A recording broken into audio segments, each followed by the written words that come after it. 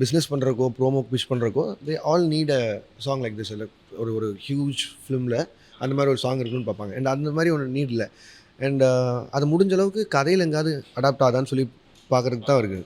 And I don't want to miss my signatures as well. Because கண்டினியூஸாக ஓடிட்டு இருக்க மாதிரியே இருக்குது.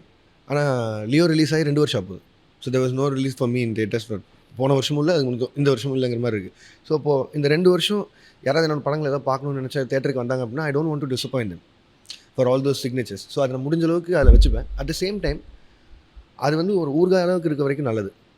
இப்போது ஃபார் எக்ஸாம்பிள் ரெட்ரோ சாங்ஸே நான் யூஸ் பண்ணுறேன் அப்படின்னா கூட அது அந்த கதைக்கு அது ஐ சமம் மேக் இட் லைக் அது ஒரு சுச்சுவேஷனாகவே மாற்ற பார்த்துரு. இப்போ எனக்கு இது அது பண்ணுற அவ்வளோ ஈடுபாடு காமிச்சே ஆகணும்னு இல்லைன்னு சொல்கிறீங்கல்ல.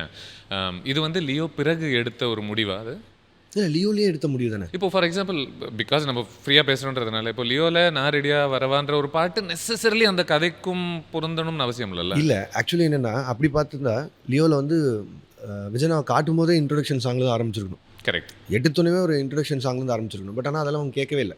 அவங்களுக்கு அந்த கதை பிடிச்சிருந்து இருக்கணும். பட் ஆனால் எனக்கு எந்த ப்ரெஷர் என்னென்னா விஜயனா மாதிரி ஒரு டான்ஸரை அந்த படத்தில் ஆட வைக்கலன்னா அதே ஒரு க்ரைம் மாதிரி தான் எனக்கு ஃபீல் ஆச்சு. It's a commercial film.